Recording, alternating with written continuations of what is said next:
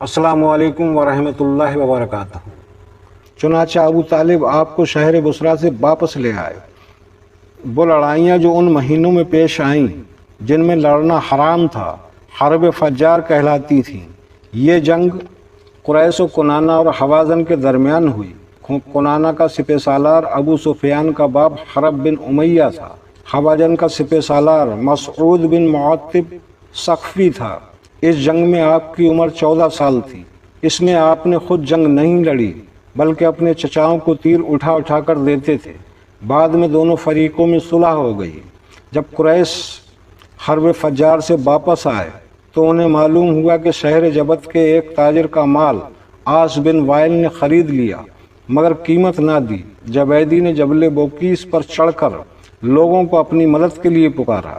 یہ دیکھ کر آپ کے چچا جبیر بن عبد المطلب نے بنو ہاشم، بنو زہرہ، بنو اسد کو ایک جگہ اکٹھا کیا اور عہد کیا کہ ہم ظالم کے خلاف مظلوم کی مدد کریں گے، مظلوم کا حق اسے واپس دلایا کریں گے۔ پھر یہ لوگ عاص کے پاس گئے اور جبیدی کا مال اسے واپس دیا۔ اس معاہدے کو حلف الفجول کہتے ہیں۔ اس میں شریک تمام ارکان کے نام فجل تھے، مثلا فضل بن حارث، فضل بن بداعہ اور فضل بن فجالہ۔ حضور صلی اللہ تعالیٰ علیہ وسلم بھی اس معاہدے میں شریک تھے اور ظہور اسلام کے بعد فرمایا کرتے، اگر آج بھی کوئی مظلوم یا آل حلف الفجول کہہ کر مجھے پکارے تو میں اس کی مدد کو پہنچوں گا۔ جب آپ کی عمر شریف 25 سال کی ہوئی تو آپ کی صداقت و امانت کی شہرت دور دور تک پھیل گئی اور اہل مکہ نے آپ کو صادق و امین کا لقب دیا۔ مکہ میں ایک معزز اور پاک دامن خاتون خدیجہ بھی رہتی تھیں۔ انہوں نے آپ کو پیشکش کی کہ آپ میرا مال تجارت لے کر جائیں، جو اجرت میں دوسروں کو دیتی ہوں اس سے دگنی آپ کو دوں گی۔ آپ نے اس درخواست کو منظور کر لیا اور خدیجہ کے غلام میسرہ کے ہمراہ تجارتی سامان لے کر شام پہنچے۔ بصرہ شہر میں نستورہ راہب کی خانقاہ کے قریب ایک درخت کے نیچے آپ آرام کی غرض سے ٹھہرے۔ نستورہ نے میسرہ سے دریافت کیا کہ درخت کے نیچے ٹھہرنے والا کون ہے؟ اس نے جواب دیا، یہ شخص حرم مکے کا رہنے والا ہے اور قریشی ہے۔ راہب بولا، اس درخت کے نیچے نبی کے سوا کوئی نہیں ٹھہرا، کیا اس شخص کی دونوں آنکھوں میں سرخی ہے؟ میسرہ نے جواب دیا، ہاں، اور یہ سرخی کبھی دور نہیں ہوتی۔ راہب بولا، بلا شبہ یہ اللہ کے آخری نبی ہیں، کاش میں ان کے مبعوث ہونے کو پالوں۔ اے میسرہ، تو ان سے کبھی جدا نہ ہونا، نیک نیتی کے ساتھ ہمیشہ ہمراہ رہنا، کیونکہ یہ نبی ہیں۔ جب آپ مکہ واپس آئے تو کئی گنا نفع ساتھ لائے۔ خدیجہ جو بالائے خانہ پر بیٹھی تھی، انہوں نے دیکھا کہ بادل آپ پر سایہ کیے ہوئے ہے۔ میسرہ نے کہا، اے خدیجہ، بادل کا سایہ صرف یہی نہیں بلکہ تمام راہ میں نے ایسا ہی دیکھا ہے۔ خدیجہ جو پہلے ہی آپ کی امانت کی معترف تھی، اب مزید قائل ہو گئیں۔ خدیجہ کے 2 نکاح پہلے ہو چکے تھے۔ پہلی شادی ابو حالہ سے ہوئی تھی، جن سے 2 لڑکے ہند اور حالہ پیدا ہوئے، دونوں صحابی تھے۔ ابو حالہ کے انتقال کے بعد عتیق مخزومی سے شادی ہوئی، ان سے ایک لڑکی پیدا ہوئی، اس کا نام بھی ہند تھا۔ عتیق کے انتقال کے بعد حضور صلی اللہ تعالیٰ علیہ وسلم سے نکاح کیا۔ حضور صلی اللہ تعالیٰ علیہ وسلم کی تمام اولاد سوائے حضرت ابراہیم کے سب آپ ہی کے وطن مبارک سے ہوئیں۔ نکاح کے وقت حضور صلی اللہ تعالیٰ علیہ وسلم کی عمر شریف 25 سال تھی اور حضرت خدیجہ کی عمر 40 سال تھی۔ جب آپ کی عمر 35 سال ہوئی تو خانہ کعبہ کی تعمیر میں شریک ہوئے۔ ابراہیم علیہ السلام نے خانہ کعبہ کی جو تعمیر کی اس کا نقشہ کچھ یوں تھا، لمبائی حجر اسود سے رکن شامی تک 32 گز، چوڑائی رکن شامی سے رکن غربی تک 22 گز، چوڑائی رکن یمانی سے حجر اسود تک 20 گز، اونچائی 9 گز۔ گز سے مراد یہاں شرعی گز ہے جو 24 انچ کا ہوتا ہے۔ یہ عمارت ایک سیلاب کی وجہ سے پھٹ گئی تو قریش نے اس کی تعمیر نو کا ارادہ کیا۔ لوگ پہاڑوں سے پتھر اٹھا کر لا رہے تھے۔ حضور نبی کریم صلی اللہ تعالیٰ علیہ وسلم بھی اپنے چچا عباس کے ساتھ اس کام میں شریک ہوئے۔ آپ کوہ صفا کے قریب مقام اجیاد سے پتھر ڈھو کر لا رہے تھے۔ جب عمارت حجر اسود تک پہنچ گئی تو قبیلوں میں اختلاف ہو گیا۔ ہر قبیلہ چاہتا تھا کہ ہم حجر اسود کو دیوار میں نصب کرنے کی سعادت حاصل کریں۔ بات اتنی بڑھی کہ لڑنے مرنے پر تیار ہو گئے۔ بنو عدی بنو عبد الدار نے اس پر جان دینے کی قسم کھائی اور حسب دستور حلف اٹھایا۔ اور حلف کی تائید کے لیے ایک پیالے میں خون بھر کر اس میں اپنی انگلیاں ڈبو کر چاٹ لیں، اس لیے یہ لا تقدم خون چاٹنے والے کہلائے۔ 5ویں دن سب مسجد الحرام میں آئے۔ ابو امیہ بن مغیرہ قریش کا سب سے بڑا عمر رشیدہ شخص تھا۔ اس نے جھگڑا ختم کرنے کے لیے کہا کہ کل صبح جو شخص اس مسجد میں بنو شیبہ کے دروازے سے سب سے پہلے داخل ہو اس کا فیصلہ قبول کیا جائے گا۔ سب نے اس رائے سے اتفاق کیا۔ دوسرے دن صبح ہی صبح اس دروازے سے داخل ہونے والے ہمارے سرکار حضرت محمد مصطفیٰ صلی اللہ تعالی علیہ وسلم تھے۔ جب لوگوں نے آپ کو دیکھا تو خوشی سے چلا اٹھے کہ یہ امین ہیں، ہم ان پر راضی ہیں۔ آپ کے سامنے جب مقدمہ پیش ہوا تو آپ نے فیصلہ دیا کہ تمام لوگ اپنے اپنے میں سے ایک سردار مقرر کر لیں۔ عرب کے 4 مشہور قبیلوں نے 4 سردار منتخب کر لیے۔ عرب کے 4 سردار منتخب ہونے کے بعد آپ نے اس پتھر کو ایک چادر میں رکھا اور چادر کا ایک ایک کونا ایک ایک سردار نے پکڑ لیا۔ جب چادر اتنی اونچی اٹھا لی گئی جتنی بلندی پر پتھر لگانا تھا تو حضور علیہ الصلوۃ والسلام نے اپنے دست اقدس سے اس پتھر کو دیوار میں اس جگہ لگا دیا جہاں اب ہے۔ آپ کے حسن تدبر سے ایک بڑی جنگ ٹل گئی۔ حضور نبی کریم صلی اللہ تعالی علیہ وسلم کے دادا عبد المطلب بھی غار حرا میں عبادت کے لیے آیا کرتے تھے۔ حضور اکرم صلی اللہ تعالی علیہ وسلم اپنی جاہل اور بد اخلاق قوم کے اعمال و افعال سے سخت کڑتے تھے، اس لیے بجائے لعب و لحب میں شریک ہونے کے غار حرا میں کئی روز بیٹھ کر غور و فکر اور عبادت الہی میں مصروف رہتے۔ کبھی کبھی یہ عرصہ 40 روز تک پہنچ جاتا۔ حضرت خدیجہ کچھ ستو وغیرہ آپ کے ساتھ کر دیتی۔ جب وہ ختم ہو جاتے تو آپ واپس آ جاتے۔ جب آپ کی عمر مبارک 40 سال کی ہو گئی تو آپ کو منصب وراثت سے سرفراز کیا گیا۔ ابتدا اس طرح ہوئی، آپ اچھے خواب دیکھتے اور جو خواب دیکھتے وہی ہو جاتا۔ 6 ماہ اسی حالت میں گزر گئے۔ ایک دن حسب حال آپ غار حرا میں مصروف عبادت تھے کہ جبریل علیہ السلام حاضر ہوئے اور کہا اقرا، یعنی پڑھیے۔ آپ نے فرمایا ما انا بقاری، میں پڑھنے والا نہیں۔ اس پر فرشتے نے آپ کو زور سے دبایا اور اپنی پوری قوت آپ پر صرف کر دی، پھر چھوڑ دیا اور کہا اقرا۔ آپ نے پھر وہی جواب دیا جو پہلے دیا تھا۔ پھر فرشتے نے اپنی پوری قوت سے دبایا اور چھوڑا، پھر کہا اقرا۔ آپ نے پھر وہی جواب دیا جو پہلے دیا تھا۔ آپ کو تیسری مرتبہ پورے زور سے بھینچا اور چھوڑ کر کہا اپنے رب کے نام سے پڑھیے جس نے آپ کو پیدا کیا، اس نے انسان کو خون وسطی سے پیدا کیا۔ پڑھیے اور آپ کا رب بہت کریم ہے جس نے قلم سے سکھایا انسان کو وہ سکھایا جو وہ نہیں جانتا تھا۔ آپ نے جب اپنے رب کا نام سنا تو فوراً پڑھنا شروع کر دیا۔ اس کے بعد آپ اپنی بی بی خدیجہ رضی اللہ تعالی عنہا کے پاس آئے اور ان کو تمام واقعہ سنایا۔ خدیجہ رضی اللہ تعالی عنہا بولی یہ وہی فرشتہ ہے جو موسیٰ علیہ السلام پر اترا تھا۔ سورہ اقرا کی پہلی 5 آیاتیں نازل ہونے کے بعد کچھ عرصے وحی نہیں آئی۔ ان آیات میں آپ کو تبلیغ کا حکم نہیں تھا۔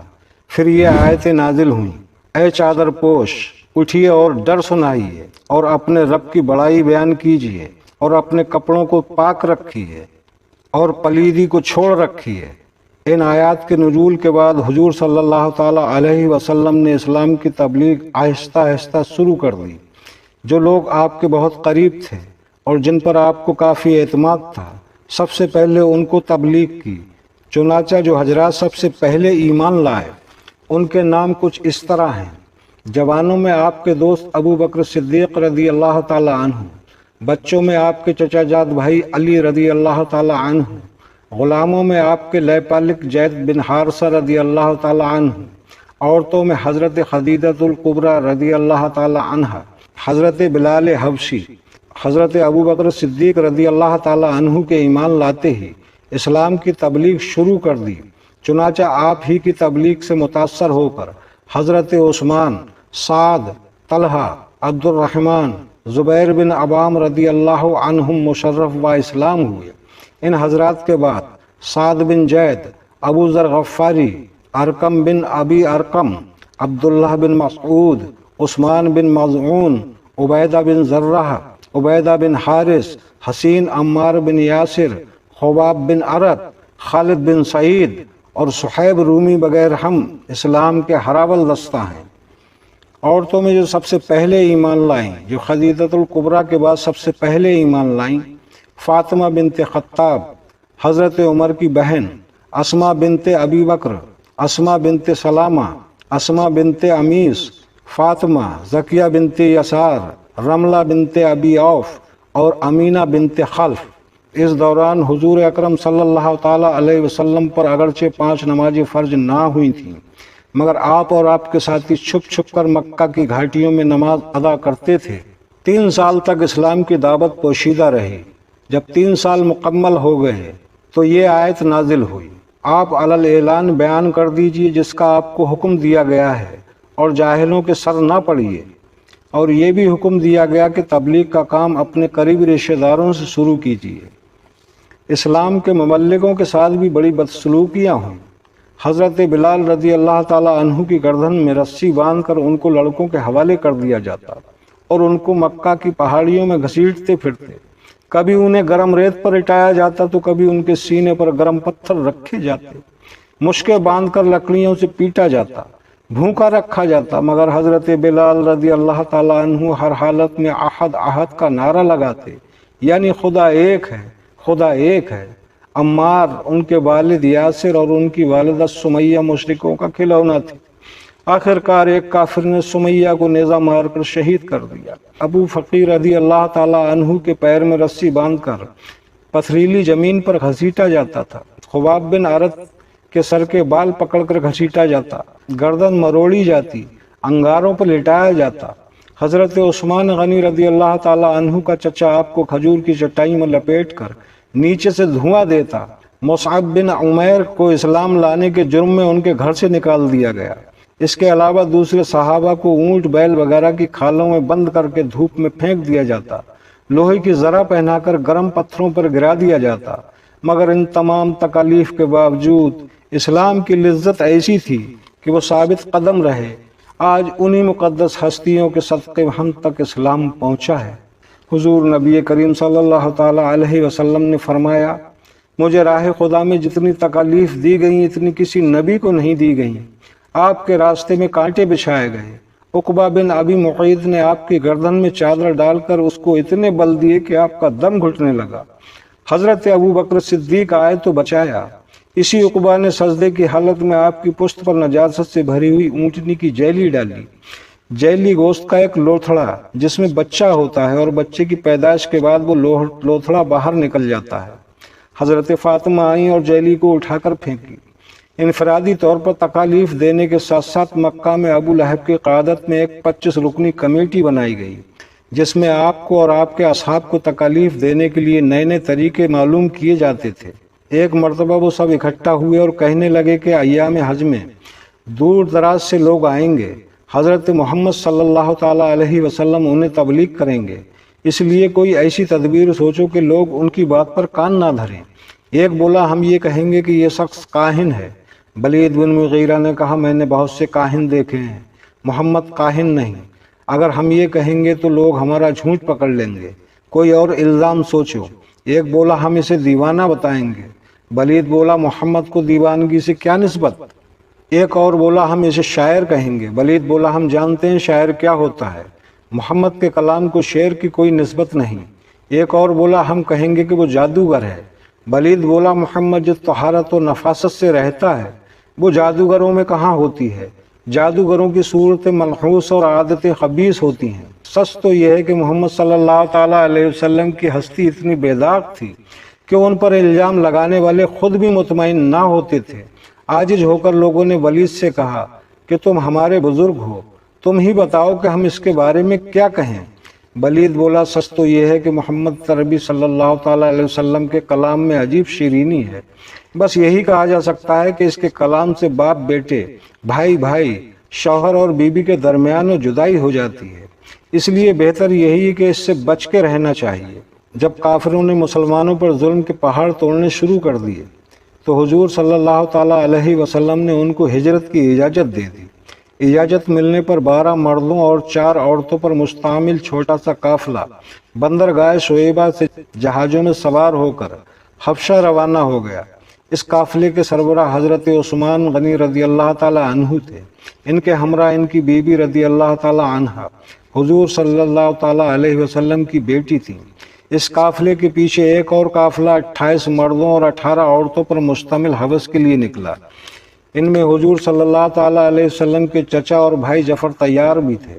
کافروں نے سمندر تک ان کا پیچھا کیا، مگر وہ کشتیوں میں سوار ہو کر جا چکے تھے۔ قریش نے ابو سفیان کی قیادت میں حبس کے بادشاہ کے پاس ایک وفد بھیجا۔ وہ بہت سے تحفے لے کر دربار پہنچے اور کہا کہ ہمارے کچھ لوگ آپ کے پاس آ گئے ہیں، انہیں ہمارے حوالے کر دیجیے۔ بادشاہ نے کہا میں مہاجروں سے بھی ان کا دعویٰ سننا چاہتا ہوں۔ چنانچہ مسلمانوں نے جعفر طیار کو وکیل مقرر کیا۔ آپ نے نجاشی شاہ حبش کے سامنے یہ تقریر کی، اے بادشاہ، ہم جہالت میں مبتلا تھے، بتوں کو پوجتے تھے، نجاست میں آلودہ تھے، مردار کھاتے تھے، بیہودہ باتیں کرتے تھے، ہم میں انسانیت اور مہمانداری نام کو نہ تھی، ہم کسی قاعدہ اور قانون کے پابند نہ تھے۔ ایسے میں اللہ تعالیٰ نے ہماری طرف ایک نبی مبعوث فرمایا جس کے حسب و نسب، سچائی، دیانت داری، تقویٰ، پاکیزگی سے ہم واقف تھے۔ اس نے ہمیں بتایا خدا ایک ہے، پتھر پوجا کے لائق نہیں، سچ بولو، وعدہ پورا کرو، گناہوں سے دور رہو، نماز پڑھو، صدقہ دو، روزے رکھو۔ بس ان باتوں پر ہماری قوم ہم سے بگڑ گئی، جہاں تک ہو سکا ہم کو ستایا۔ جب ہم مجبور ہو گئے تو آپ کے ملک میں پناہ لینے آ گئے ہیں۔ بادشاہ نے یہ سن کر کہا کہ تمہارے نبی پر جو کلام نازل ہوا ہے وہ سناؤ۔ حضرت جعفر طیار نے سورہ مریم سنائی۔ بادشاہ یہ سورت سن کر بہت رویا اور کہنے لگا محمد تو وہی رسول ہے جس کی خبر یسوع مسیح نے دی تھی۔ اللہ کا شکر ہے کہ مجھے اس رسول کا زمانہ ملا۔ بادشاہ نے حکم دیا کہ مکہ کے وفد کو دربار سے باہر نکال دیا جائے۔